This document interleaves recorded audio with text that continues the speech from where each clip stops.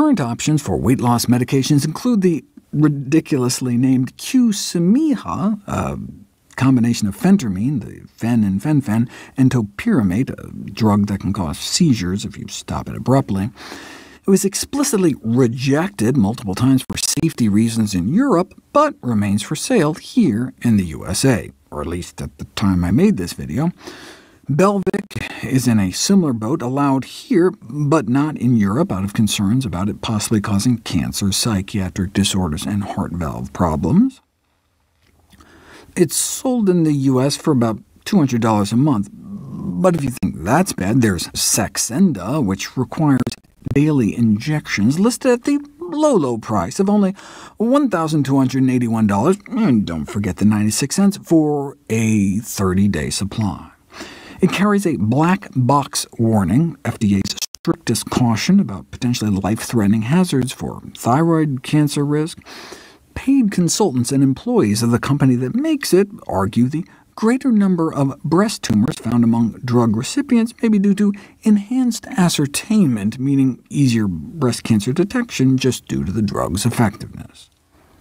Contrave is another option, if you ignore the black box warning about a potential increase in suicidal thoughts. And then there's Ally.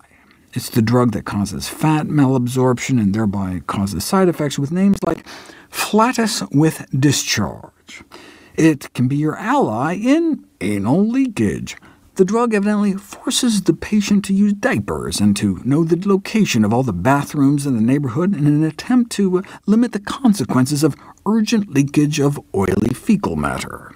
A Freedom of Information Act expose found that though company-sponsored studies claimed all adverse events were recorded, one trial apparently conveniently failed to mention 1,318 of them. What's a little bowel leakage, though, compared to the ravages of obesity? As with anything in life, it's all about risks versus benefits. But in an analysis of more than 100 clinical trials of anti-obesity medications lasting up to 47 weeks long, drug-induced weight loss never exceeded more than 9 pounds. That's a lot of money and risk for just a few pounds. Since you're not treating the underlying cause, a fattening diet, when people stop taking these drugs, the weight tends to come right back, so you'd have to take them every day for the rest of your life. And people do stop taking them. Using pharmacy data from 1 million people, most Ally users stopped after the first purchase. Most Meridia users didn't even make it 3 months. Taking weight loss meds are so disagreeable that 98% stopped taking them within the first year.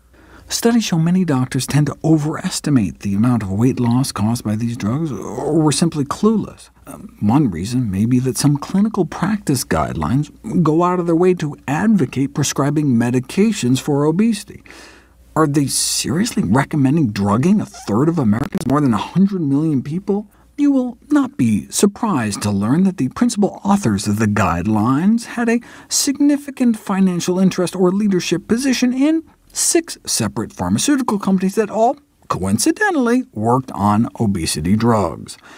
In contrast, independent expert panels, like the Canadian Task Force on Preventive Healthcare, explicitly recommend against weight loss drugs, given their poor track record of safety and efficacy.